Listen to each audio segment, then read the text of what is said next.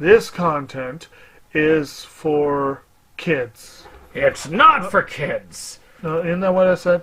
No, it's not for kids. If you are 13 years or younger, this is not for you.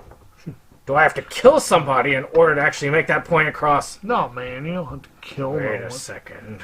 Oh, no. We return to our planet. The High Court may well sentence you to torture.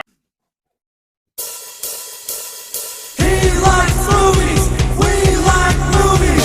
SeptumSin versus the world. SeptumSin versus the world. SeptumSin versus the world. SeptumSin versus the world. I'd buy that for $1. You know, it's at times like this that I think to myself, do I really want to be here today? Ugh. So we got ourselves another First Impressions episode. I'm SeptumSin. I'm joined with Anderson Pooper, my co-host, as we talk about films that I am seeing for the first time on physical media.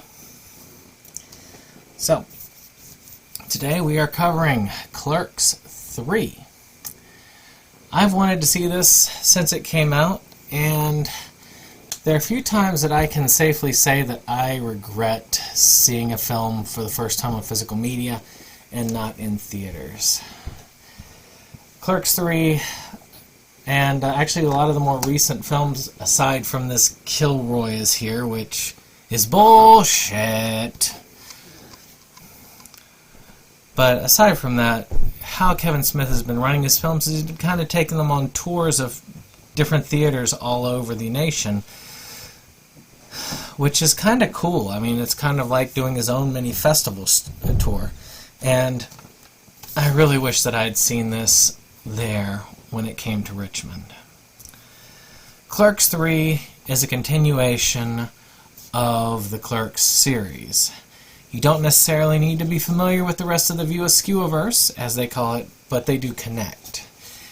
And essentially, if you know Clerks, you should know these two, Dante and Randall. Well, Randall has a heart attack, and he realizes how short life is and how his life has kind of been meaningless. So he decides he is going to create a movie about his life to show something of himself to the world. Unfortunately, Randall being Randall, he lets everything go by the wayside as he tries to get what he wants, not necessarily what others want. Now, I liked Clerks 2, don't get me wrong, but it did not have the depth or the drive that I felt from Clerks 1. Clerks 3, however, blew me away in many ways.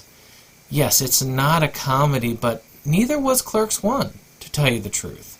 Clerks 1 was a comedy on its face, but there was a lot more drama to it than you might know. And Clerks 3 is a lot like that. I feel like Clerks 3 captures more of the spirit of the original Clerks than Clerks 2 did. Clerks 2 was a great comedy and it did have its moments, but nowhere near on this. If you have loved Kevin Smith films, you might find yourself like me in tears at the end.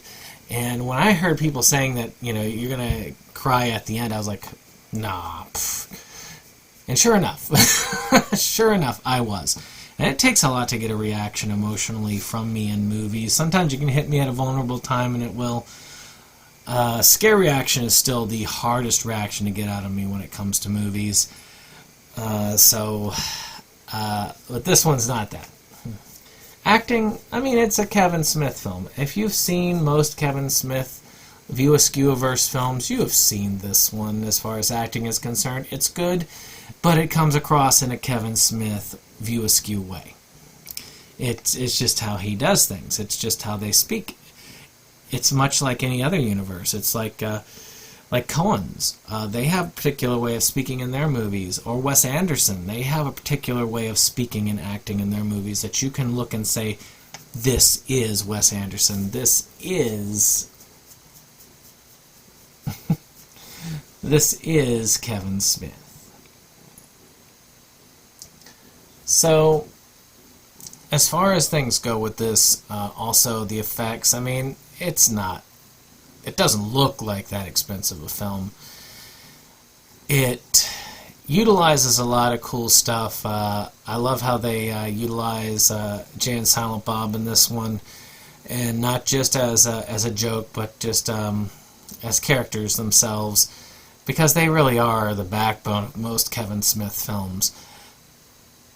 That brings a little bit of levity, sometimes a very dark place. And of course, Silent Bob tries to bring something there. I love how they have it to where they're filming a scene in the film, for instance, and it's the film where, you know, Silent Bob speaks for the first time in Clerks.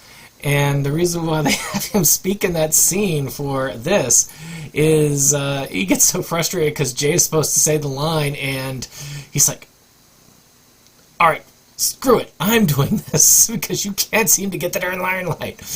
It was a great thing. There were some amazing moments in this. But, you know, as far as production value, I think that really and truly it didn't need a lot of production value. It has some. It's got some interesting costume changes, especially for the Bible-loving character of the second film, who has a lot of wardrobe changes as we go along. And there's a lot of that Kevin Smith flair with the design, like the Jesus kite NFTs. And I always find it interesting that the movie kind of pokes fun at NFTs and crypto when Kevin Smith is all on board with NFTs and crypto. So I don't know. But that's that. Music. Oh, music is excellent. This is they started off with the Black Parade, which is really amazing.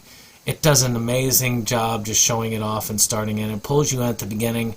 The soundtrack pulls you in throughout. This is a soundtrack I would gladly play on its own. It's got a lot of good stuff.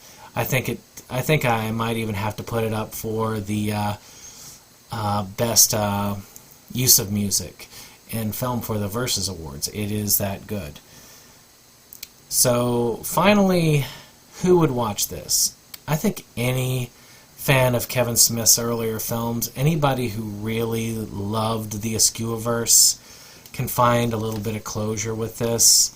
Anybody who loves the Clerks films, who's kind of looking for a closure and just didn't get it out of the second film, give this a try. I think that is there. Now, if you watch Kevin Smith films only for like the insane comedies like Jay and Silent Bob and a couple of those, maybe not. But I do think that if you are a true Kevin Smith fan, this will be a film that brings you back to that time. Because to me, I think that there has been kind of a weird fall-off since, well, really, I won't say since the heart attack. Maybe since, since he did Affleck and, Bennifer in there. But there have been some okay films since then, but nothing like truly great. And that Jay and Silent Bob reboot was good, but it didn't have the heart that this has. So you could definitely, if you've given up on Kevin Smith and you just feel like he just doesn't have the magic that he has, I would say come back to this, check it out, and I don't think you'll be disappointed. Well, with that being said, I hope you like this. Hit that like button, subscribe, and share, and we'll see you on the next one. Bye-bye.